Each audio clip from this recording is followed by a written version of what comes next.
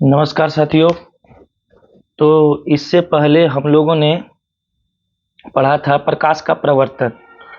अब उसी में एक बहुत ही इम्पोर्टेंट क्वेश्चन है जो उत्तल दर्पण में फोकस दूरी और वक्रता त्रिज्या में संबंध स्थापित करें। या फिर एग्जाम में क्वेश्चन इस तरह से भी आता है, उत्तल दर्पण में f equal to R by two या r इक्वल टू 2f प्रमाणित करें। तो अब हम लोग देखेंगे बहुत ध्यान से, बहुत ही इंटरेस्टेड है ये। तो अब ये बनेगा कैसे, ये सॉल्व कैसे होगा। तो जैसा कि क्वेश्चन में बोला है, सबसे पहले हम लोग ले लेते हैं क्वेश्चन के अनुसार एक उत्तल दर्पण। क्लियर है? तो हम एक उत्तल दर्पण ले लिए। क्लियर है? इसको नाम दे देते M1 और ये M2। क्लियर है? अब एक हम लोग लेंगे प्रधान अक्ष, जिसे मुख्य अक्ष कहा जाता है। तो ये हम लोगों ने मुख्य अक्ष ले लिया। और जैसा कि जानते हैं कि दर्पण के मध्य भाग को क्या कहा जाता है, पोल। अंग्रेजी में पोल और हिंदी में ध्रुव। अब हम लोग किरण आपतित करेंगे। तो ये हम लोगों ने किरण आपतित किया। ठीक है? अब जैसा कि हम लोग जानते हैं कि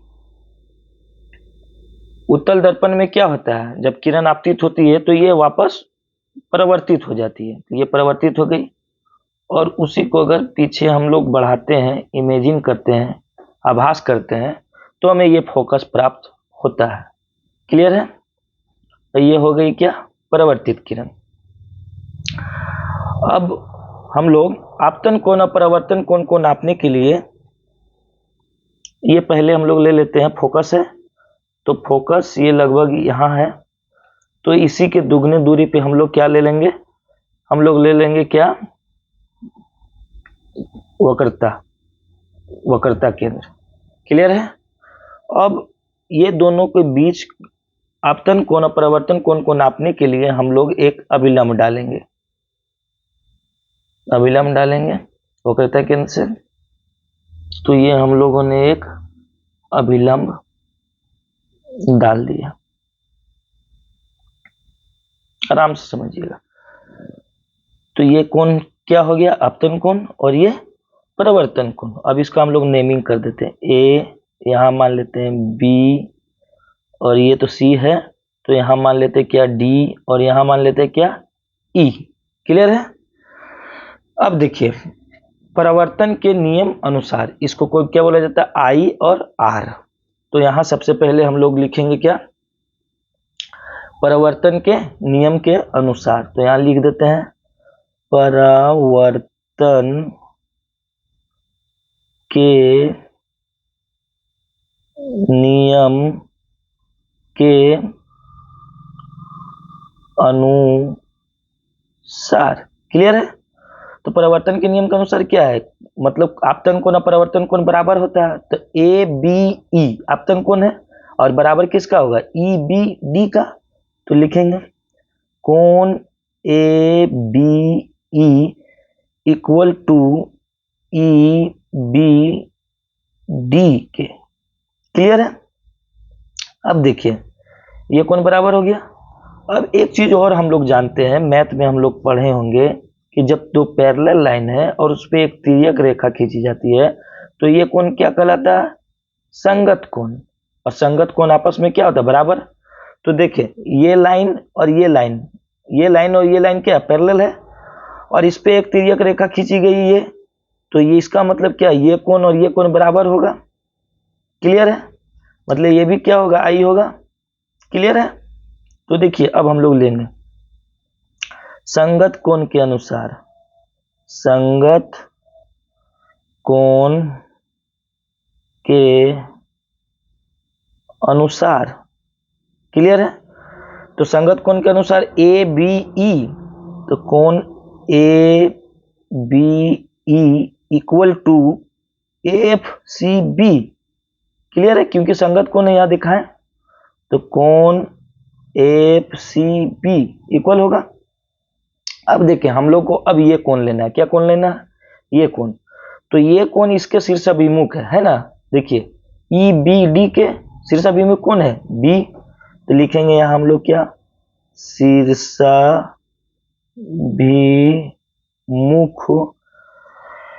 कोण के अनुसार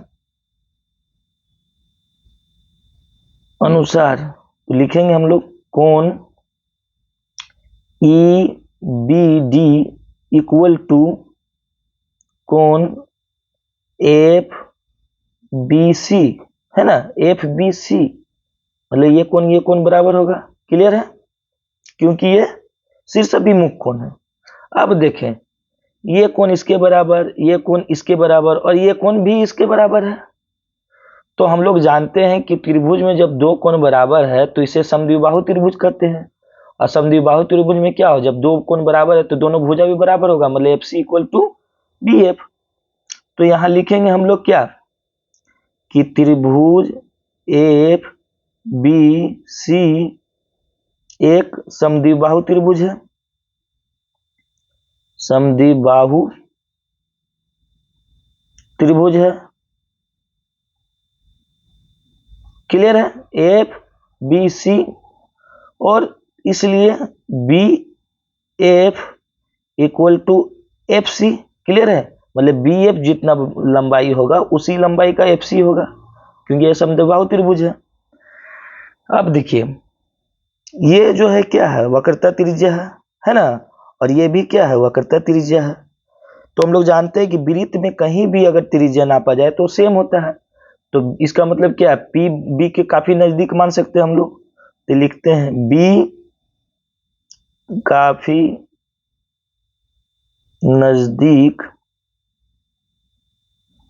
नजदीक है किसके, पी के।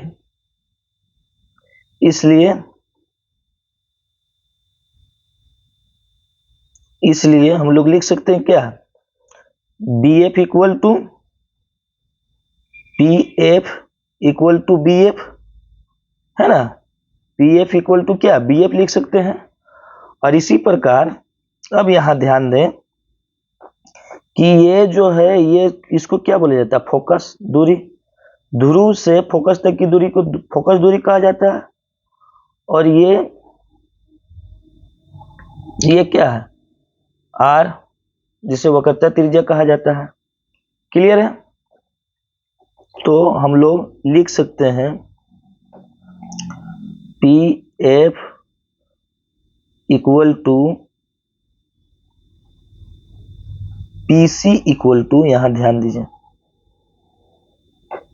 P C equal to P F plus F C. Clear है, P C equal to P F plus F C लिख सकते हैं। अब यहां देखें पी सी इक्वल टू फिर क्या लिख सकते हैं हम लोग, P F plus P F, क्योंकि P F equal to B F है और B F equal to F C, मतलब एफ सी इक्वल टू भी बी एफ है ना। B F equal to F C है तो B F equal to F C, और B F equal to P F है, यहाँ पी एफ होगा, गलती होगी, यहाँ पी एफ है ना, ये इसके बराबर है। तो अब P C equal to P F plus P F लिख सकते हैं। तो अब P C equal to 2pf। अब यहां ध्यान दें कि 2pf पी सी, तो P C equal to R लिख सकते हैं, है ना, तो यहां लिख देते हैं आर इक्वल टू 2, और पी एफ इक्वल टू क्या लिख सकते हैं, एफ, तो ये प्रमाणित हो गया। और ऐसे भी लिख सकते हैं F equal to R by 2। क्लियर है, तो यहां पर मेनली क्वेश्चन जो था वो हमें दिखाना था क्या, कि r इक्वल टू 2f, ठीक है। और इसके दिखाने के लिए सबसे पहले हम लोग क्या करते हैं कि ये कोण निकाल लेते हैं। जब ये दोनों कोण बराबर आपस में हो जाता है तो ये समद्विबाहु त्रिभुज होता जाता है, और समद्विबाहु त्रिभुज में दो भुजा बराबर होता है, तो ये भुजा और ये भुजा बराबर हो गया। और जब इसको हम लोग इसके नज़दीक मान लेते हैं तो पी एफ इक्वल टू क्या हो जाता है, बी एफ हो जाता है ना। जैसे यहाँ पर देखिए लिखा है P F equal to B F हो जाता है। और पी सी, तो पी सी ये है बाबू, तो पी सी इक्वल टू हम लोग लिख सकते हैं पी एफ और प्लस एफ सी, तो P F plus F C लिख दिए।